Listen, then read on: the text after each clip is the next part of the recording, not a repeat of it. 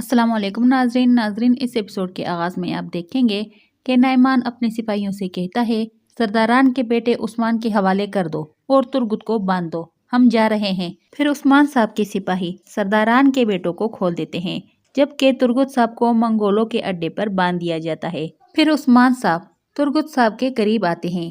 ترگت صاحب کہتے ہیں عثمان صاحب اس کے بغیر کوئی چارہ نہیں تھا۔ عثمان صاحب کہتے ہیں تم فکر نہ کرو، میں بہت جلد تمہیں یہاں سے لے جاؤں گا۔ اس پر ترگت صاحب کہتے ہیں عثمان صاحب میری فکر نہ کریں، ہم وفاداری کی بات کر رہے تھے، اس لیے میری یہ جان ترکوں اور ان سرزمینوں کے لیے وقف ہے۔ اس پر عثمان صاحب ترگت کو تھپکی دے کر وہاں سے روانہ ہو جاتے ہیں جبکہ منگول نوکر ترگت کے آس پاس کھڑے ہو جاتے ہیں۔ ادھر بالا خاتون بینگے کے قریب آ کر کہتی ہے بتائیں آپ نے ہمارے پیچھے کیا کیا؟ پھر ملہن خاتون آگے بڑھ کر کہتی ہے میرے بیٹے کو زہر دینے میں اگر آپ کا ہاتھ ہوا تو۔ ملہن خاتون کی بات کاٹتے ہوئے بینگے خاتون کہتی ہے میں نے کچھ نہیں کیا، مجھے یہاں آنے کے بعد یہ سب معلوم ہوا، تم اس بارے میں اسما سے پوچھ سکتی ہو، اس سب کے پیچھے اسمیان سلطانہ کا ہاتھ ہے۔ عائشہ خاتون کہتی ہے ہم کیسے یقین کریں کہ یہی حقیقت ہے؟ اس پر بینگے خاتون کہتی ہے جبکہ میں نے اپنی بیٹی آپ کے خاندان میں دی ہے، میں ایسا کام کیوں کروں گی؟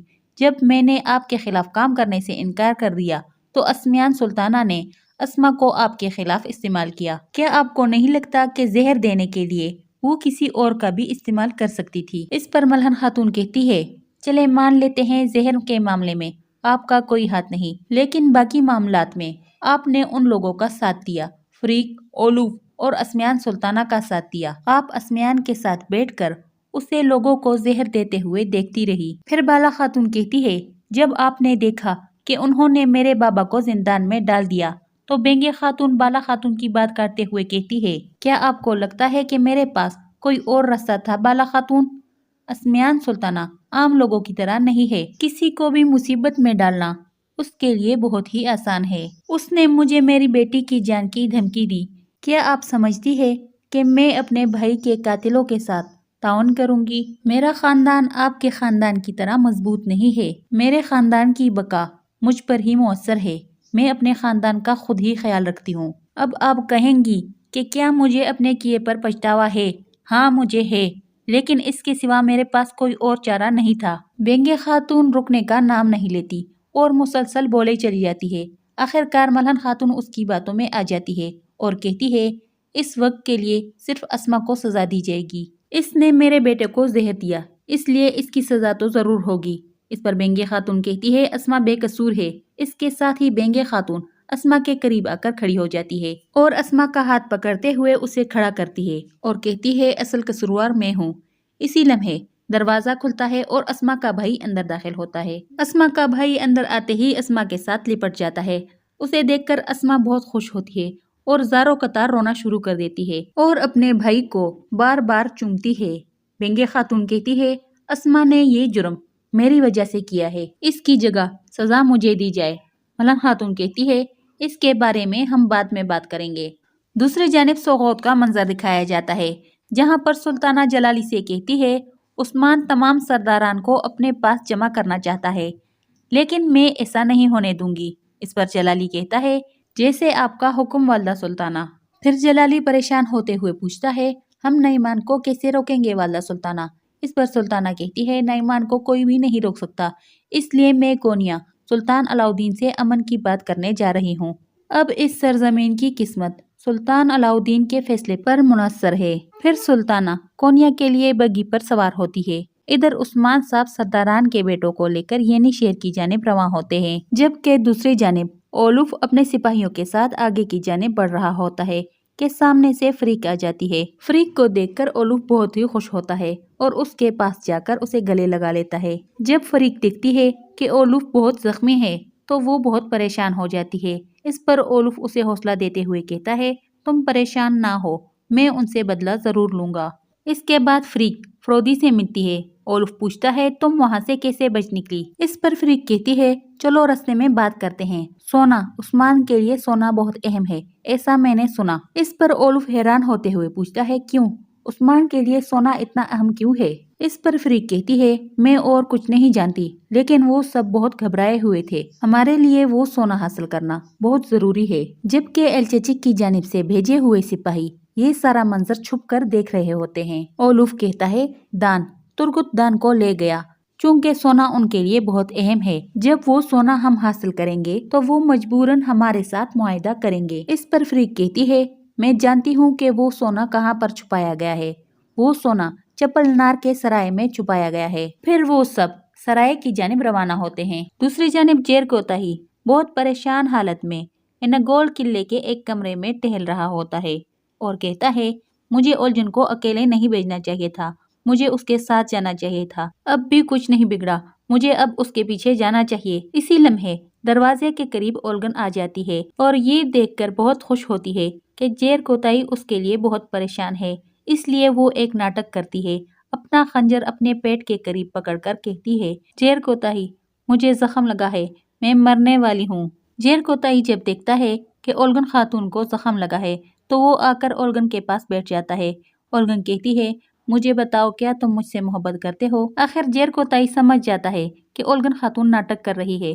वो उस खंजर को पकड़कर बाहर की जानिब खींचता है। ओल्गन खातून कहती है, नहीं, इसे बाहर ना निकालो वरना मैं मर जाऊंगी।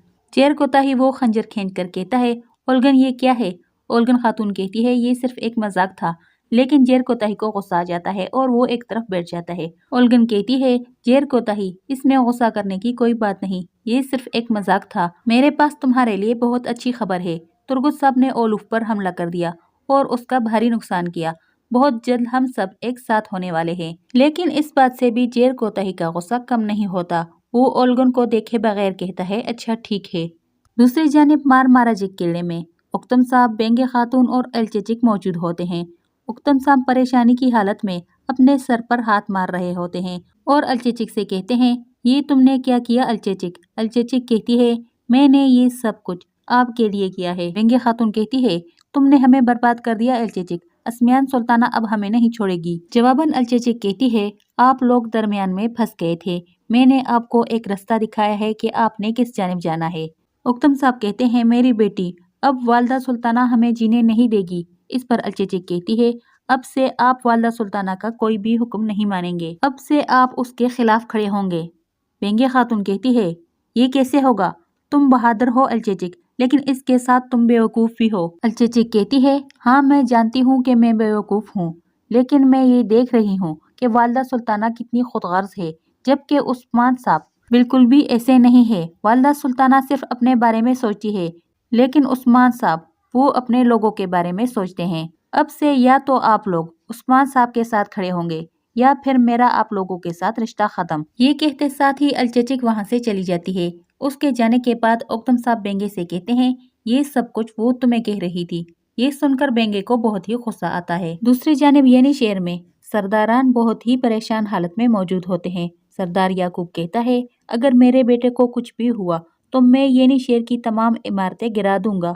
ये सुनकर सरदार कारा से कहते हैं, अच्छा अच्छा बोले याकूब साहब, अपनी जुबान पर कंट्रोल करें, आप सिर्फ मनफी बातें ही करते हैं। ये सुनकर सरदार याकूब कहता है, सोना कहाँ है? हमने बहुत से सिपाहियों को सोने की हिफाजत का काम सौंपा, मेरे ख्याल में ये उस्मान का काम है। ये सोना उस्मान ने छुपाया है। इसके साथ ही दरवाजा खुलता है और बुरहान कहता है, दस्तूर, उस्मान साहब आ रहे हैं। इसके साथ ही उस्मान साहब अंदर दाखिल होते हैं और कहते हैं, सरदारान, मैंने आपको बहुत इंतजार करवाया, इसके लिए माजरत, और तख्त के सामने आकर खड़े हो जाते हैं। फिर सरदार याकूब पूछता है, मेरा बेटा कहाँ है? उस्मान साहब कहते हैं, आप सबके बेटे सही सलामत है। ये सुनकर सब सरदारान के चेहरों पर मुस्कुराहट आ जाती है। उस्मान साहब तख्त पर बैठते हुए बुरहान से कहते हैं, सरदारान के बेटों को ले आओ। इसके साथ ही बुरहान सरदारान के बेटों को लेकर आता है। अपने बेटों को देखकर सरदारान उन्हें गले लगाते हैं और उनकी आंखें भर आती है। फिर सरदार कारा से कहते हैं, उस्मान साहब जीते रहिए, जीते रहे आप।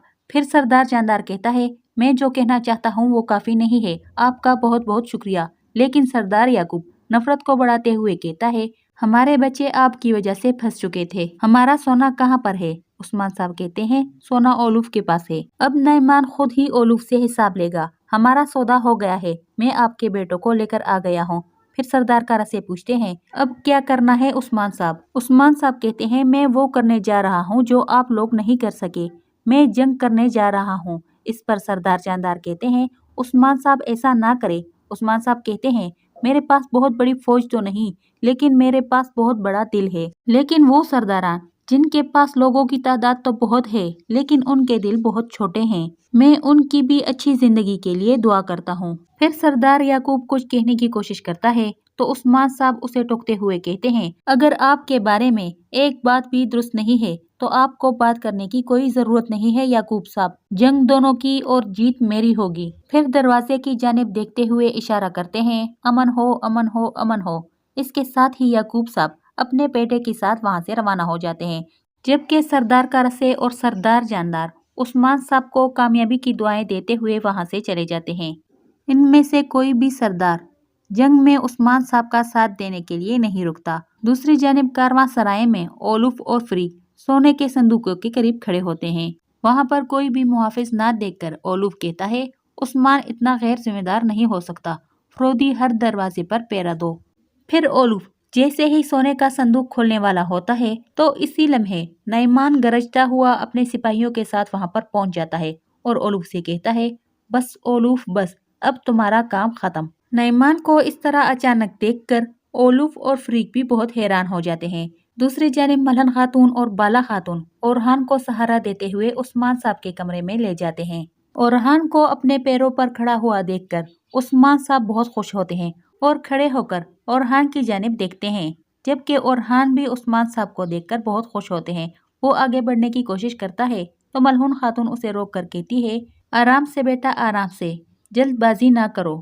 اورحان کہتا ہے، اماں مجھے جانے دے۔ پھر عثمان صاحب کہتے ہیں، ملہن اسے آنے دو۔ یہ سن کر ملہن خاتون اور بالا خاتون اورحان کو چھوڑ دیتی ہے اور اورحان لڑکھڑاتا ہوا عثمان صاحب کے پاس جاتا ہے۔ اورحان جیسے جیسے قدم بڑھاتا ہے تو عثمان صاحب، ملہن خاتون، بالا خاتون اور علاؤدین کی خوشی کی کوئی انتہا نہیں ہوتی، جبکہ اورحان لڑکھڑاتا ہوا عثمان صاحب کے قریب پہنچ کر ان کے گلے لگ جاتا ہے۔ عثمان صاحب خوش ہوتے ہوئے کہتے ہیں، ماشاءاللہ ماشاءاللہ۔ اورحان خوش ہوتے ہوئے کہتا ہے، بابا میں چل سکتا ہوں، ہمارے دشمن اپنے جالوں میں کامیاب نہیں ہو سکے۔ عثمان صاحب کہتے ہیں، بالکل اب تم چل سکتے ہو۔ پھر عثمان صاحب کہتے ہیں، جب تم نے اپنا پہلا قدم اٹھایا تھا اس وقت بھی میں اتنا ہی خوش ہوا تھا۔ اور ایک بار پھر اورحان کو اپنے گلے لگاتے ہیں۔ یہ دیکھ کر وہاں پر موجود سب لوگ بہت خوش ہوتے ہیں۔ اس کے ساتھ ہی اس ایپیسوڈ کی اینڈ ہو جاتی ہے۔ آپ لوگوں سے گزارش ہے ہمارے چینل کو سبسکرائب کریں اور ویڈیو کو لائک کریں۔ شکریہ۔